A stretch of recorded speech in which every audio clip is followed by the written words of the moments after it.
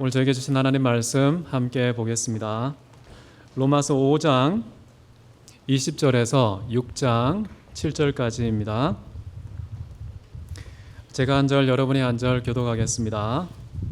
로마서 5장 20절 제가 먼저 읽도록 하겠습니다. 율법이 들어온 것은 범죄를 더하게 하려 함이라.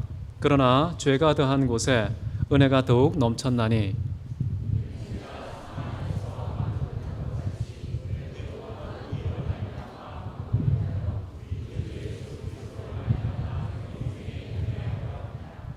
그런즉 우리가 무슨 말을 하리요? 은혜를 더하게 하려고 죄에 거하겠느냐?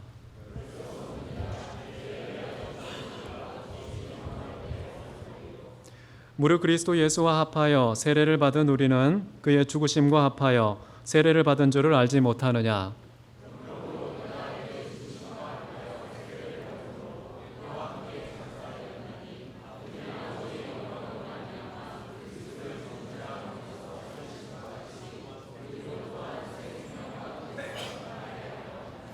만일 우리가 그의 죽으심과 같은 모양으로 연합한 자가 되었으면 또한 그의 부활과 같은 모양으로 연합한 자도 되리라.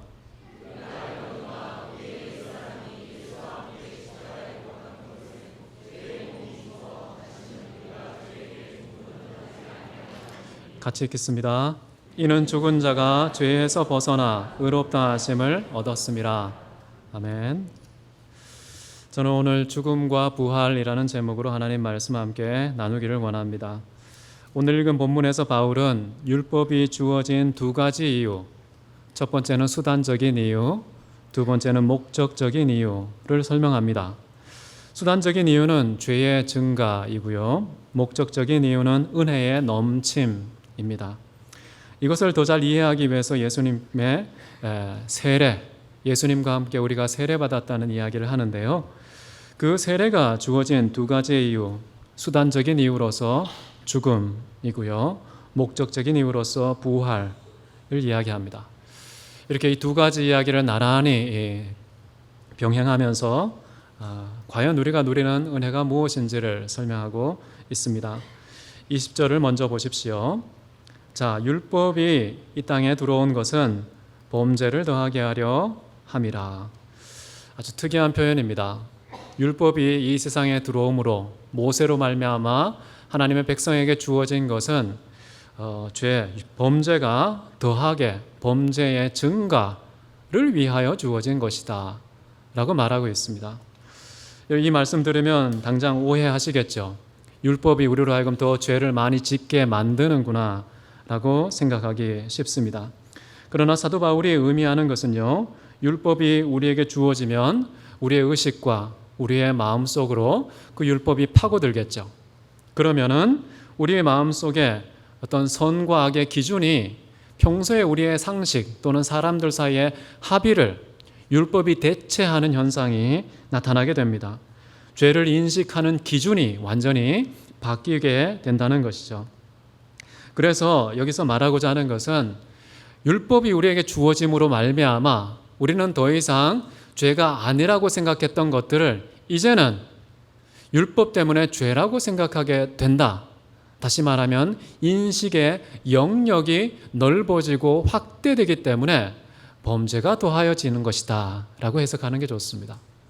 그래서 이 범죄의 증가는 행위의 증가가 아니고요, 인식의 확대라고 보시면 되겠습니다. 자, 이 증가를 말할 때는 크게 두 가지로 구분할 수 있습니다. 질적인 증가가 있고요, 그 다음에 양적인 증가가 있습니다. 질적인 증가라는 것은 우리가 평소에 짓는 그 죄를 생각할 때 우리는 사람에게 죄를 짓는다, 또는 동물에게 죄를 짓는다, 또는 식물에게, 사물에게 죄를 짓는다 라고 생각하는 것들이 율법이 우리에게 들어오면 그 죄의 질적인 인식이 바뀝니다. 내가 사람에게 진 줄 알았는데 알고 보니까 하나님께 범죄한 거였구나. 내가 단순히 동물을 학대했던 줄 알았는데 하나님께 범죄한 거였구나. 그냥 자연을 훼손한 줄 알았는데 하나님께 범죄한 거였구나 라는 것을 깨닫게 된다는 것이죠. 여러분, 다윗이라는 사람이 밧세바에게 성폭행을 저질렀습니다. 그리고 그의 남편 우리아를 살인했습니다. 정말 끔찍한 죄를 저질렀는데요. 다윗은 누구에게 죄를 저질렀을까요? 백성 중에 한 사람 밧세바에게, 신하 중에 한 사람 우리아에게 죄를 지은 것이죠. 그런데 이 죄를 고발했던 나단 선지자는 이 죄에 대해서 어떻게 분석하냐 하면 당신이 하나님을 멸시했고 하나님의 말씀을 업신여긴 것입니다 라고 해석을 한다는 거예요. 그래서 다윗도 시편 51편 4절 말씀에 보면 이렇게 말합니다. 내가 오직 주께만 범죄하여서 주의 목전에 악을 행하였나이다. 분명히 밧세바에게 우리아에게 죄를 지은 것입니다. 그럼에도 불구하고 궁극적인 죄의 대상은 바로 하나님이셨다는 것이죠. 여러분, 죄의 크기는 어떻게 가늠됩니까? 죄의 가해자나 죄의 피해자를 기준으로 삼지 않고요, 그 죄의 기준을 제정하신 입법자의 기준에서 그 죄의 크기가 결정된다는 것입니다. 만약에 다윗이 밧세바에게 죄를 지은 것이라면 백성 한 사람에게 죄 지은 그거에 대한 형벌과 대가를 지불해야 되겠죠. 그런데 그렇지 않고 하나님을 멸시하고 그의 말씀을 능멸한 것이라고 분류된다면 그가 저지른 죄의 크기라는 것은 무한대로 커집니다.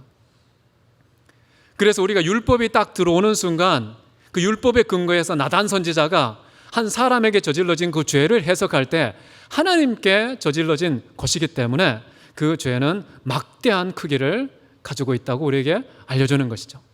죄에 대한 질적인 이해가 달라진 것입니다.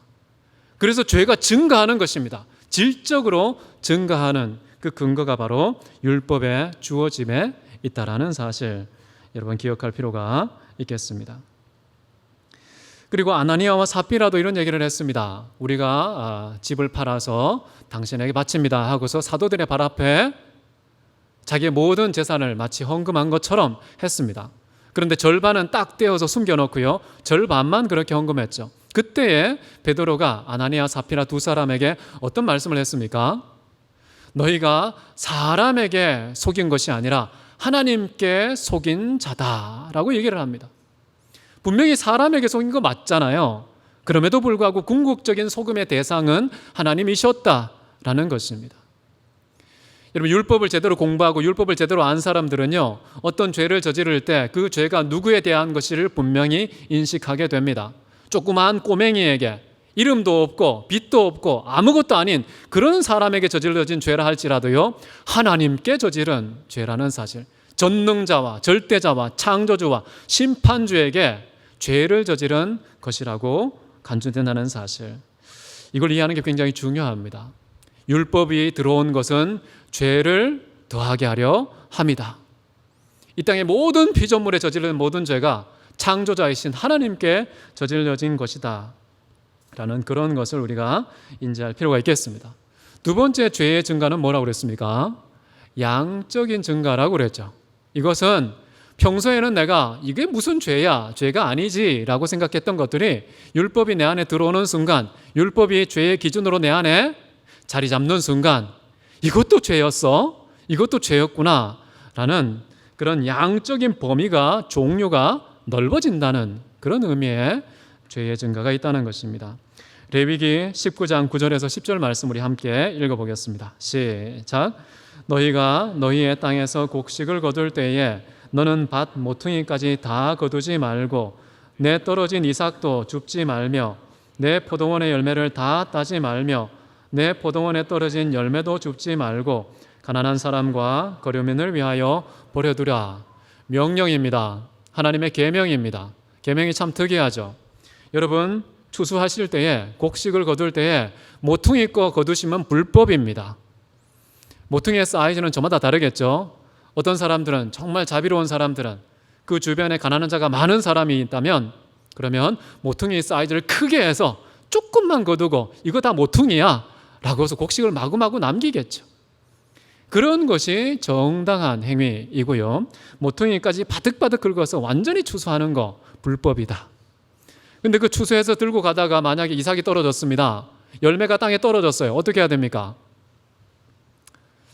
그거 주우면 불법입니다. 줍지 마셔야 된다는 거예요. 그냥 떨어진 채로 내버려 두셔야 된다. 가난한 자와 지나가는 나그네가 얼마든지 먹고 누릴 수 있도록 남겨두어야 하는 것이 법입니다.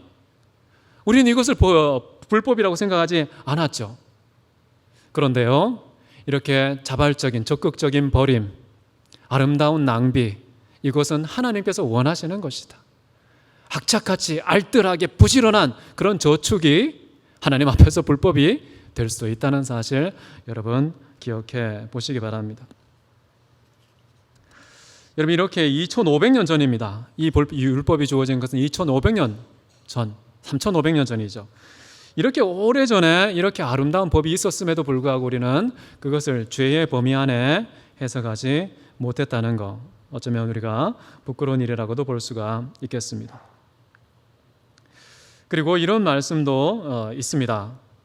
이자에 관한 것인데요, 이자에 관한 율법으로서 우리가 생각지 못한 죄가 있는데 출애굽기 22장 25절 26절입니다. 이것도 같이 한번 읽어볼까요? 시작. 가난한 자에게 돈을 구워주면 너는 그에게 채권자 같이 하지 말며 이자를 받지 말 것이며 내가 만일 이웃의 옷을 전당 잡거든 해가 지기 전에 그에게 돌려보내라. 자, 이 규정에 따르면요, 가난한 자가 돈을 빌리면 빌려준 사람은 채권자의 갑질을 하면 안 된다라는 것이죠. 그리고 그 가난한 자에게 절대 이자를 청구해서는 안 된다는 것. 그리고 이렇게 변제의 담보물로 붙잡고 있는 옷, 그 옷은 빌린 사람의 필요에 따라서 적시에 반납해야 된다는 것. 이것이 기독교의 법입니다.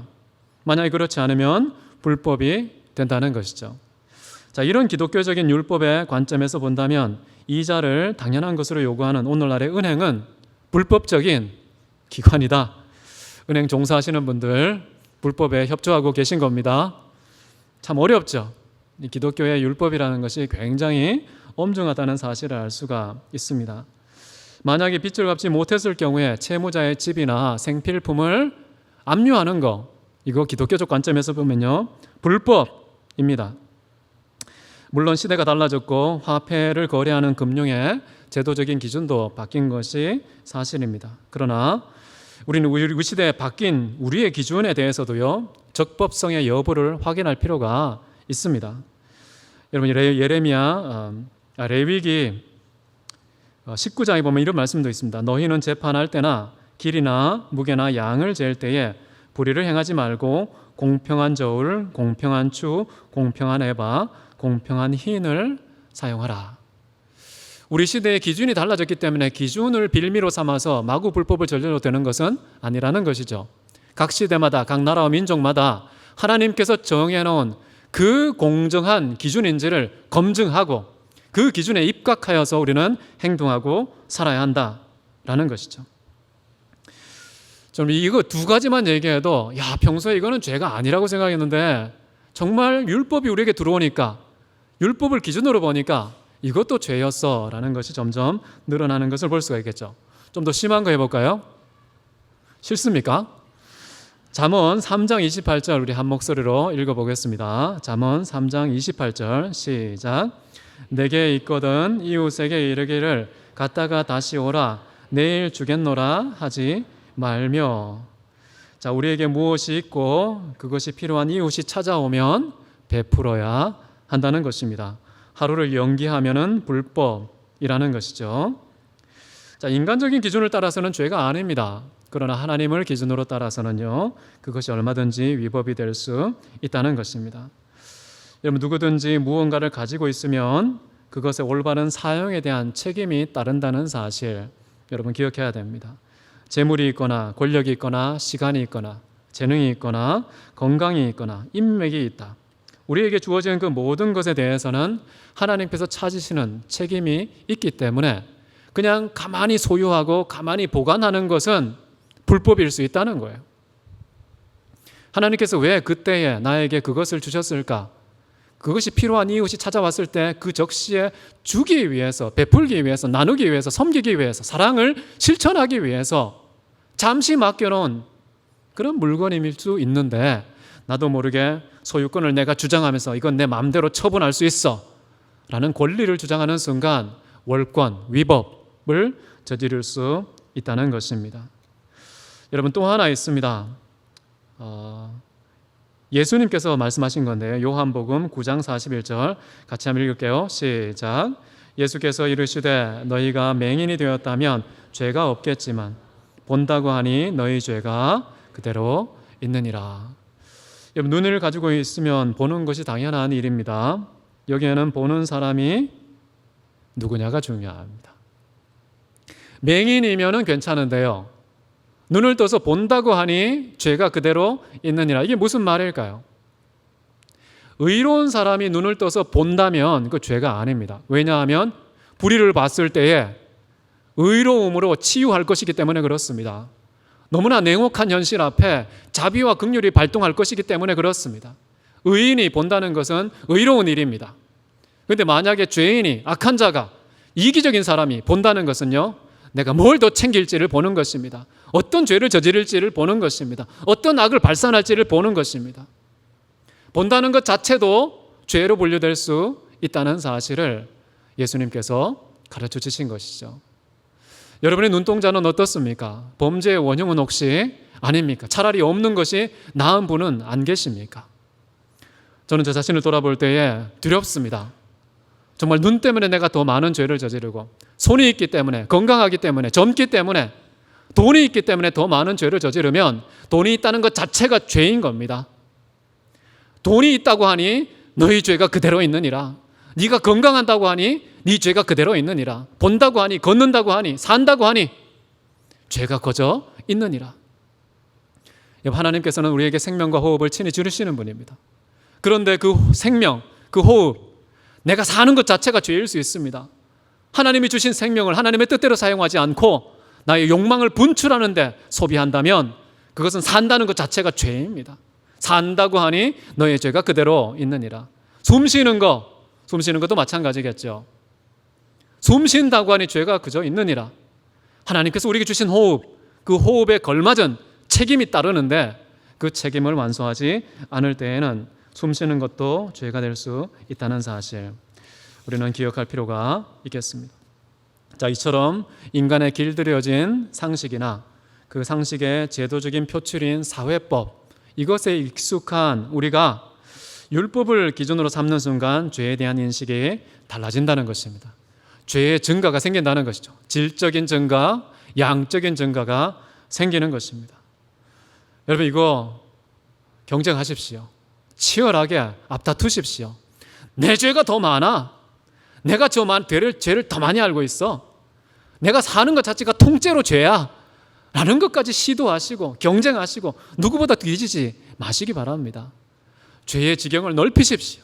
인식의 영역을 확대시키십시오. 내가 존재하는 것 자체가 죄 아닌 것이 없어 라고 할 때까지 죄의 지평을 넓혀가는 저와 여러분 되시기 바랍니다. 이런 설교하는 사람 아무도 없습니다. 이거 권장하는 분도 없습니다. 그런데 우리 대학교에는요 그거 권장합니다. 사람들은 죄가 아니야 라고 하는 거 악착같이 죄야 라고 깨닫고 인식하는 우리 성도님들 되시기를 주의 이름으로 축원합니다. 아멘이 주저하고 별로 비율이 높지 않습니다. 그런데 왜 그렇게 해야 되는지 이제 나옵니다. 이 죄가 들어온 거, 율법이 들어온 것은요 수단적인 목적이 있습니다. 죄의 증가죠. 그런데 그 수단에 불과합니다. 과정입니다. 궁극적인 목적은 무엇일까요? 율법이 우리에 들어온 것은요, 다시 한번 보십시오. 죄가 더한 곳에 은혜가 넘쳤나니, 율법으로 말미암아서 이 죄에 대한 인식의 영역이 넓어집니다. 모든 것이 죄로 인식이 됩니다. 그런데 그 죄의 인식의 범위가 넓어지면 넓어질수록 뭐가 넘친다는 겁니까? 은혜가 넘친다는 거예요. 이게 율법이 의도한 종착지입니다.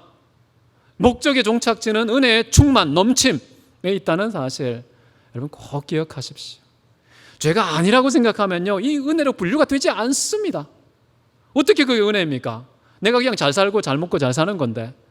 그런데 그것도 죄라고 분류되는 순간 그 죄 때문에 예수님께서 돌아가시고 그 돌아가심으로 우리에게 속죄의 은혜를 베푸르신 그 은혜의 크기가 전방위로 확대될 수 있다는 것입니다. 질적인 확대, 양적인 확대가 일어날 수 있다는 것입니다. 그렇기 때문에 여러분 죄에 대한 인지가 넓어질 필요가 있다는 거예요. 그 죄의 인식의 영역이 넓혀질수록 우리가 생각하는 은혜의 영역과 범위도 넓어진다는 사실 여러분 꼭 기억하시기 바랍니다. 사도 바울이 이런 얘기를 했죠. 나의 나된 것은 하나님의 은혜로다. 내게 있는 것 중에 받지 아니한 것이 하나도 없다. 모든 것을 은혜로 생각해요. 내게 주어진 존재도 은혜이고요. 그 존재가 활동하고 존속하는 그런 삶도 다 은혜다. 이렇게 분류했던 사람이 바울이었죠. 우리가 생각하는 은혜의 영역은 어디까지입니까? 어떤 것까지 여러분 감사하고 찬송과 예배를 드리십니까? 전부가 은혜라는 사실 여러분 믿으시기 바랍니다. 확신하시기 바랍니다. 은혜 아닌 것이 완전히 없어질 때까지 악착같이 은혜의 지경을 넓히는 그런 저와 여러분 되면 좋겠습니다. 이제 21절 보십시오. 이는 죄가 사망 안에서 왕노릇한 것 같이 은혜도 또한 의로 말미암아 왕노릇하여 우리 주 예수 그리스도로 말미암아 영생에 이르게 하려 함이라. 자, 여기 보면은 죄가 왕노릇한 것처럼 또한 은혜가 왕노릇한다 라고 말하는 거예요. 왕노릇이 나란히 대비되고 있고요, 죄와 은혜가 나란히 대비되고 있습니다. 그러면 죄가 증가하고 죄가 증가했기 때문에 죄가 왕노릇하는 범위도 넓어지고, 그러면 은혜도 어떻게 된다는 겁니까? 은혜의 왕노릇하는 범위도 확대될 수밖에 없다는 것이죠. 그리스도 예수로 말미암아 우리가 의를 통한 왕노릇이 모든 영역이 될 것이라고 지금 말하고 있는 것이죠. 여러분, 의식, 감정, 의지, 생각, 언어, 눈빛, 표정, 손발, 습관, 버릇, 경향, 우리에게 있는 그 모든 영역에 죄가 지배하지 않는 곳이 어디에 있습니까? 죄가 왕노릇하지 않는 곳은 어디에 있습니까? 우리는 평소 지각하지 못할 수 있겠지만 율법을 보면, 예수 그리스도의 말씀을 보면 그 모든 것이 죄로 물들어 있고요, 죄의 지배 아래에 있고요, 죄가 왕으로 군림하고 있는 왕노릇의 영역이라는 사실을 확인하게 됩니다. 그렇다면 우리는 예수 그리스도로 말미암아 그 죄가 왕노릇하는 그 영역이 완전히 뒤집어져서 완전히 바뀌어서 이제는 은혜가 왕노릇하는, 의의 왕노릇하는 영역으로 변화된다는 사실, 그런 것을 우리가 확신해야 된다. 바로 21절 말씀은 그것을 우리에게 가르쳐주고 있는 것이죠. 그래서 하나님의 자비로운 의가요, 여러분 삶의 전 영역을 지배하게 하십시오.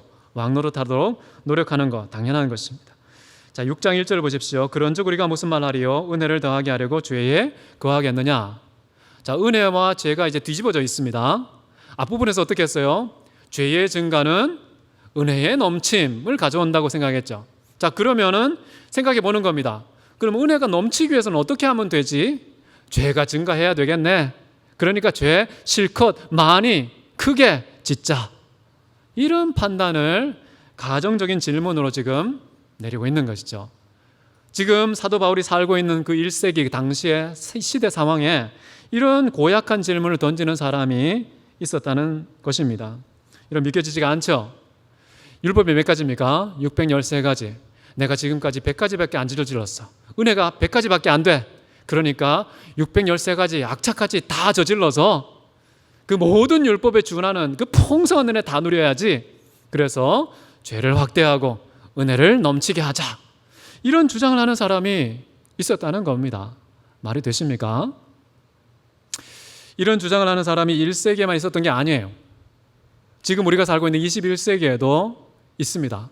저는 가끔 영적 각성을 위해서요, 안티 기독교라는 사이트에 출입 자주 합니다. 거기 들어가서 한 꼭지만 읽으면요, 정신이 번쩍 들거든요. 얼마나 세게 욕하는지 진짜 속이 후련하고요. 정말 이렇게 정말 정죄감 생길 때 그거 한번 출입해 보십시오. 정말 제대로 싸대기 맞는 느낌. 정말 정신이 바짝 들고 시원합니다. 근데 그런 얘기도 있습니다. 거기 가보면요, 우리의 영웅 유다, 우리의 진정한 의인 유다, 유다가 없었으면 너희가 어떻게 예수님의 죽음과 부활을 경험할 수가 있어? 어떻게 예수 그리스도를 믿을 수가 있어? 어떻게 죄사함을 얻을 수 있어? 어떻게 하면 구원을 받을 수 있어? 어떻게 천국 갈 수 있어? 다 유다 덕분인 줄 알아. 그러니까 천국 가면 유다한테 밥 한 끼 사라고. 그렇게 쓴 글들이 대단히 많습니다. 유다 같은 삶을 살아야 은혜가 넘친다는 거예요. 하나님께서 주신 최고의 악역, 그것을 충실히 수행했고, 그런 충실한 수행을 통해서 아마 유다가 가장 큰 은혜를 받았지 않았겠는가? 가장 큰 죄를 저질렀으니까 가장 큰 은혜를 받았을 거야 라는 논리를 지금 안티 기독교에서 진행하는 것을 제가 읽고서 참 속이 후련했습니다. 1세기나 21세기나 똑같구나. 사도 바울이 기록한 것이 굉장히 현장감이 느껴지는 것이죠. 말씀은 살아있구나. 2000년 동안 죽지 않고 문자가 죽은 것이 아니라 살아있는 영이구나 라는 것을 체험하게 됩니다. 여러분은 그런 논리 갖고 있는 사람 아무도 없겠지요. 사도 바울은 어떻게 생각했을까요? 은혜 더하기 위해서 죄 짓자라는 주장에 대해서 2절에 보시면요, 그럴 수 없느니라. 죄에 대하여 죽은 우리가 어찌 그 가운데서 더 살리요.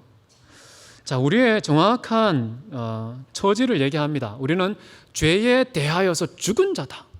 죄 때문에 죽는 자다. 이 죄가 우리의 죽음을 초래한 원흉인데 그 원흉과 짝짝꿍할 수 없다는 겁니다. 죄 안에 머물 수 없다는 겁니다. 죄와 동거동행할 수 없다는 것입니다.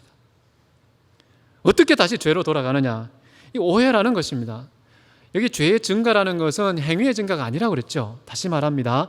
인식의 증가입니다. 죄가 아니던 것을 율법의 기준을 따라서 보니까 모든 것이 죄로 판명되는, 그래서 주님 앞에 모든 영역에서 자복하고 회개할 수밖에 없는 그런 변화가 일어났다는 것이 핵심이죠. 자, 그러면서 이런 얘기를 합니다. 죄에 대해서 죽었다는 것, 그것에 대해서 이렇게 표현합니다. 3절에 무릇 그리스도 예수와 합하여 세례를 받은 우리는 그의 죽으심과 합하여 세례를 받은 줄을 알지 못하느냐. 자, 여기 보면은 표현이 조금 다르게 번역됐는데요. 원문을 보면 이렇게 됩니다. 예수 그리스도께로 세례를 받은 우리라고 나옵니다. 예수 그리스도께로 향하여서, 세례 받는다, 베티조, 세례 받는다는 게 무슨 말입니까? 물속으로 들어간다, 물속에 잠긴다, 이런 뜻이거든요. 그런데 여기 대상은 물이 아니라 그리스도 예수라고 나와 있습니다. 예수께로, 예수를 향하여, 예수 속으로 들어가는 겁니다. 예수 속에 잠기는 겁니다. 그게 바로 예수께로 세례를 받은 우리라는 표현을 지금 하고 있는 것이죠. 정말 생생한 표현이죠. 우리는 예수 그리스도 안에 흠뻑 잠겨 있는 자입니다. 예수 그리스도 속에 쏙 들어가 있는 자입니다. 이걸 다른 표현으로 쓰면 어떻게 됩니까? 예수님의 의의 옷을 입은 자가 되는 것이죠. 예수님이 우리의 옷입니다.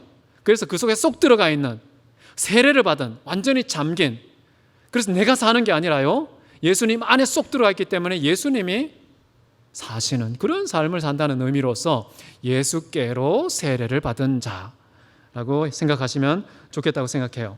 자, 예수께로 세례 받은 자는요, 예수님과 완전히 일신동체가 되는 겁니다. 예수님이 죽으시면 어떻게 됩니까? 우리도 죽는 거예요. 예수님이 사시면요, 우리도 사는 거예요. 예수님께서 상속받으면요, 우리도 상속자가 되는 것입니다. 예수님이 아들이면요, 우리도 아들로 간주받는 것입니다. 예수님 속으로 쏙 들어간 그런 세례의 소유자이기 때문에 그런 것입니다. 그래서 지금 말하는 것이죠. 예수님과 함께 죽으심에 합한 세례를 받았다라고 말하는 겁니다. 다시 말하면 우리는 예수님과 함께 죽었는데 예수님 왜 죽습니까? 예수님은 죄가 없으시고 의로우신 분인데 왜 죽습니까? 세상 죄를 지고 간 하나님의 어린 양 아닙니까? 그 죄 때문에 죽으신 거예요. 죄에 대하여서 죽으신 겁니다. 그런데 그 죄에 우리는 믿음으로 말미암아 은혜를 인하여 그 죽으심에 동참하게 되었기 때문에 죄 때문에 죽었고요, 죄에 대하여서도 죽었다라고 지금 설명하고 있는 것입니다. 자, 그 다음에 4절을 한번 보십시오. 그러므로 우리가 그의 죽으심과 합하여 세례를 받음으로 그와 함께 장사되었나니 이는 아버지의 영광으로 말미암아 그리스도를 죽은 자 가운데서 살리심과 같이 우리도 또한 새 생명 가운데서 행하게 하려 함이라. 자, 여기도 참 재미있지 않습니까? 예수 그리스도께서 개입하셨어요. 아까는 뭐가 나왔습니까? 율법이 들어왔습니다. 율법의 개입과 예수 그리스도의 개입. 율법이 들어와서 어떤 결과가 나왔습니까? 범죄의 증가. 그런데 예수님의 개입으로 어떻게 됐습니까? 죄에 대한 죽음. 그 다음에 여기 보면은 한 발짝 더 나아갑니다. 그러나 죄가 더한 곳에 은혜가 더욱 넘쳤나니, 이 말씀처럼요, 죄에 대해서 죽은 우리는요 이제는 의에 대해서 넘치는 인생을 산다는 겁니다. 더 새로운 인생을 살아가게 된다는 것이죠.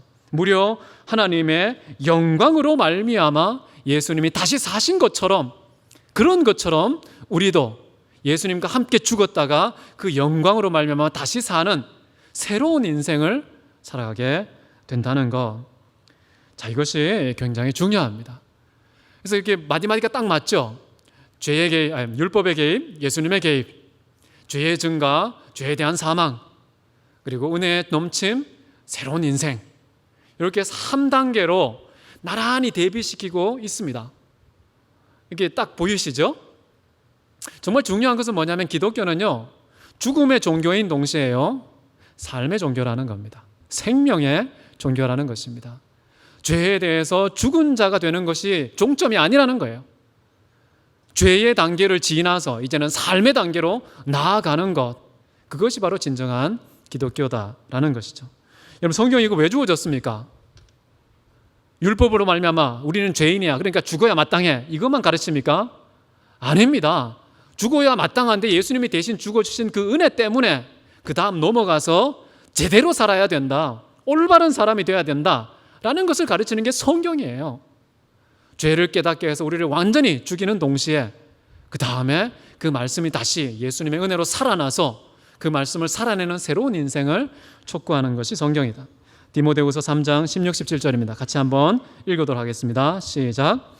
모든 성경은 하나님의 감동으로 된 것으로 교훈과 책망과 바르게 함과 의로 교육하기에 유익하니 이는 하나님의 사람으로 온전하게 하며 모든 선한 일을 행할 능력을 갖추게 함이라. 자, 성경이 주어진 것은요, 교훈, 책망, 바르게 함, 의로 교육함, 이것을 통해서 뭐 하겠다는 겁니까? 너희의 인격을 온전케 하겠다는 겁니다. 그리고 너희의 삶을 선행으로 바꾸겠다는 겁니다. 내면 세계와 외면 세계가 완전히 변화된 인생이 되게 하겠다. 이것이 성경이 기록된 목적이다 라고 지금 설명하고 있는 것이죠. 그렇기 때문에 우리는 이 사실을 꼭 기억하면서 사는 것에 초점을 두어야 합니다. 나 구원받았어, 이게 아니라요, 그 구원받은 인격체가 살아내는 선한 삶을 추구하고 지향해야 성경의 목적에 부합한 삶이 된다는 것입니다. 저는 오늘날 우리 기독교를 보면서요, 옛사람의 의로운 죽음과 새사람의 그런 선한 삶, 이 두 가지 모두 너무 부실한 거 아닌가. 제대로 죽지도 않았고요, 어설프게 살아가고 있는 우리의 모습, 이 두 가지가 오늘날 교회에 부끄러움을 초래하고 있지 않나 싶습니다. 그렇게 하지 않으니까 경박한 논쟁을 일삼죠. 손가락질하고 지적하고 비난하는 일에 목소리를 높입니다. 그거 아무 쓸데 없습니다. 실천하지 않은 그런 말은요, 다 거짓으로 분류됩니다. 누가 믿겠습니까? 그런데 말하지 않고 실천하잖아요. 그 실천의 향기 앞에 고개를 숙입니다. 온 세상이 무릎을 꿇습니다. 한번 생각해 보십시오. 정말 연약한 자 도와주잖아요. 그렇게 기독교를 혐오하는 사람들도요, 찍소리 못합니다. 오히려 기독교가 정말 제대로 향기를 바라는구나, 감동을 합니다. 본래의 모습을 찾아가고 있구나. 정말 사회적인 순기능, 종교가 갖고 있는 최고의 기능을 실천과 행위로 나타내야 되는 것이죠. 그런데 우리는 성경이 모든 선한 일을 행하도록 능력을 베푼다는 이 목적, 이것을 망각한 채 나 구원받아 천국 간다는 예수 천당만 외치고 이 땅에서 그 천당을 입증하는 삶을 사는 증인은 망각한 채 정말 이 땅에서 욕망만 분출하고 이기적인 탐욕만 부리는 그런 모습을 교회가 보여주고 있다는 사실이 참 끔찍한 것 같습니다. 그런 것을 보고 세상이 뭐라고 말하겠습니까? 교회는 죽었다고 얘기합니다. 교회는 썩었다고 얘기하는 것이죠. 마태복음 5장 13절을 보면은 이런 말이 나옵니다. 너희는 세상의 소금이니 소금이 만일 그 맛을 잃으면 무엇으로 짜게 하리요? 후에는 아무 쓸데없어 다만 밖에 버려져 사람에게 밟힐 뿐이니라.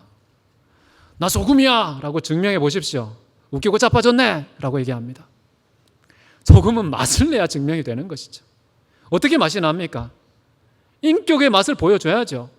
실천적인 행동의 맛을 보여줘야죠. 사람들이 어떻게 합니까? 열매를 먹어야 복숭아가 뭔지 알죠. 수박이 뭔지를 알죠. 정말 교회의 교회담, 소금의 참된 소금다움은 소금기에 있습니다. 정말 소금의 맛을 매 순간마다 주변에 나타내지 않으면 결코 우리는 기독교의 참된 모습을 나타낼 수 없습니다. 하나님의 영광으로 말미암아 예수 그리스도께서 죽음 가운데 다시 살아난 것처럼 우리로 하여금 정말 살게 하기 위해서 죽였다는 것입니다. 우리가 세례를 받은 것이 무엇입니까? 바로 예수님과 함께 죽고 예수님과 함께 부활의 의로운 삶을, 선한 삶을 살도록 하기 위해서 우리에게 죽음이라는 과정이 있었던 것이죠. 자, 그게 바로 이게 5절에 다시 한번 설명되는데요. 보시면 만일 우리가 그의 죽으심과 같은 모양으로 연합한 자가 되었으면 또한 그의 부활과 같은 모양으로 연합한 자도 되리라. 예수와 함께 죽고 예수와 함께 다시 산다는 것이죠. 그래서 우리는 부활의 삶을 소유한 자입니다. 옆에 분에게 우리 부활의 삶을 사십시오. 이렇게 한번 인사하겠습니다. 제가 아까 앞부분에서 우리는 가진 것 자체가 그 가진 것을 올바르고 의롭게 사용해야 되는 책임이 있다고 그랬습니다. 돈을 갖고 있어도 그렇습니다. 시간을 갖고 있어도 그렇습니다. 건강을 갖고 있어도 그렇습니다. 그 건강은 내 거가 아닙니다. 건강한 사용이 필요하죠. 마찬가지로요, 우리가 지금 뭘 가지고 있다고요? 부활의 삶을 살고 있습니다. 부활의 삶을 소유하고 있는데, 그 막대한 인생을 우리가 소유하고 있는데, 하나님께 주신 영원한 생명을 소유하고 있는데, 그렇게 놀라운 것을 소유하고 있으면서 나 영생 가졌어 라고 자랑만 할 것이 아니라요, 그것을 찾는 자들에게, 필요로 한 자들에게 날마다 나누어주는 자가 되어야 할 것입니다. 그렇지 않으면요, 사는 것이 낭비입니다. 숨 쉬는 것이 죄악입니다. 본다고 하니 너희 죄가 그대로 있는 것입니다. 정말 부활의 인생, 무한한 생명, 그것을 우리가 가지고 있다면 이 땅에 있는 모든 것 다 줄 수가 있는 것입니다. 목숨, 마음, 뜻, 힘, 그 어느 것 하나 아끼지 않고 다 줄 수 있는 근거가 어디 있느냐? 우리에게는 아무리 주어도, 아무리 포기해도 포기되지 않는 영원한 생명이, 부활의 인생이 우리에게 주어져 있기 때문에 얼마든지 나눠줄 수 있고 나눠주는 책임이 우리에게 있습니다. 가졌다는 것은 책임을 수반하는 일이라는 것이죠. 그래서 오늘 저는 설교를 그렇게 마무리하고 싶은 것입니다. 정말 율법 때문에요, 죄가 증가하고 죄가 증가했기 때문에 하나님의 은혜가 더욱더 넘쳐난 것입니다. 우리는 동일하게 예수님의 은혜로 말미암아서 예수님과 죄에 대해서 함께 죽고요, 동시에 예수님과 함께 다시 부활에 동참하여서 어마어마한 축복과 은혜를 받은 자가 되었습니다. 이렇게 어마어마한 축복을 받은 자가 만약에 예수 그리스도의 그 예수의 사랑의 법, 내가 너희를 사랑한 것처럼 서로 사랑하는 그 예수님의 새로운 법, 그 법을 기준으로 우리를 돌아볼 때에는 영원한 생명을 가진 자는 그것을 나누거나 베풀지 않으면 모든 것이 죄가 되는 겁니다. 엄청나게 죄가 증가할 것입니다. 예수님의 그 사랑의 법을 늘 생각하십시오. 우리가 살아가는 모든 순간마다 이웃 사랑이 고려되지 않으면은 우리는 범죄한 것입니다. 무엇을 보든지 하든지 가든지 먹든지 어떤 것을 하든지 그 이웃 사랑이 고려되지 않으면 다 죄로 분류되는 것, 그것이 바로 우리가 받은 은혜의 실체입니다. 그래서 우리가 예수님을 볼 때에 부활을 누리는 자, 영원한 생명을 가진 자, 그런 사람에게 요구되는 예수님께서 가르치신 책임은 무엇인지, 이 땅에 사는 것이 정말 내가 사는 게 아니라요, 나에게는 사망이 역사하고 타인에게는 생명이 역사하는 그런 삶의 책임이 영원한 생명을 가진 자에게 주어졌다는 그 사실 기억하는 저와 여러분 되시기를 주의 이름으로 축원합니다. 함께 기도하시겠습니다. 이 시간 기도할 때 한번 하나님께 정말 나의 죄가 무엇입니까? 하나님의 법을 기준을 따라 모든 것을 죄로 인식할 수 있는 지각을 우리에게 허락하여 주시옵소서.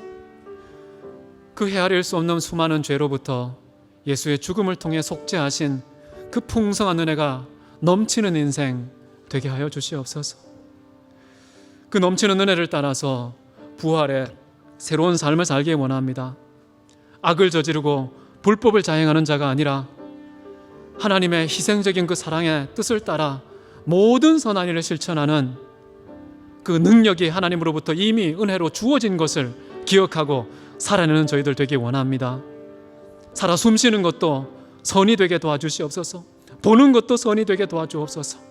내가 어디 가는 것 자체가 선이 되게 도와주시옵소서. 우리 하나님 그 자신과 우리 공동체를 위해 함께 기도하시겠습니다. 사랑이 많으신 하나님 아버지, 사람들의 상식을 기준으로 나의 죄를 분별하지 않게 도와주시고 우리가 얼마나 심각하고 큰 죄를 저지르고 있는지 말씀에 비추어서 깨닫게 하여 주시옵소서. 주님, 그 죄를 인정하며 주 앞에 회개하고 엎드리기를 원합니다.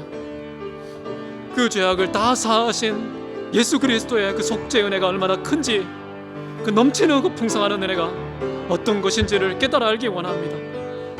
그 풍성한 은혜 때문에 이 땅에서 선을 행하는 삶을 살기 원합니다. 부활의 생명, 영원한 인생을 사는 그 축복의 소유자가 가진 책임이 무엇인지 예수님께서 생명을 다하여서 우리에게 주신 것처럼 사랑하는 사랑을 통하여 실천하게 하여 주시옵소서. 주님, 그 책임을 다하는 자 되게 하여 주시기를 원합니다. 아버지 하나님, 도우시고 인도하여 주시옵소서. 우리의 무지를 깨우쳐 주시고 우리의 무딘 삶을 새롭게 하여 주시옵소서. 존귀하신 우리 주님께서 그리할 것을 믿고 감사와 찬송을 드립니다. 사랑이 많으신 아버지 하나님, 우리가 얼마나 큰 죄인인지 깨닫기를 원합니다. 그 큰 죄, 많은 죄, 헤아릴 수 없는 그 죄, 예수께서 죽으심으로 다 사하신 넘치고 풍성한 그 은혜 기억하게 하옵소서. 예수와 함께 죽은 우리가 더 이상 죄 안에 머물거나 거하지 않고 이제는 모든 선한 일을 행하기 위해서 부활의 생명과 능력을 주신 하나님께서 주신 그 책임, 그 막중한 책임을 수행하는 의로운 삶, 선한 삶 살기를 원합니다. 주여, 우리의 힘과 능으로 할 수 없사오니 성령께서 주장하여 주시옵소서. 매 순간 우리가 보는 것 자체가 선이게 하시고 살아 숨쉬는 것 자체가 선이 되는 성령의 충만한 삶, 성령의 이끌림을 받는 삶 살아가게 해 주옵소서. 모든 것이 예수를 증명하는 증인의 삶이 되도록 축복하시고 이끄실 우리 주님 찬송하오며 살아계신 예수 그리스도 이름으로 기도했습니다. 아멘.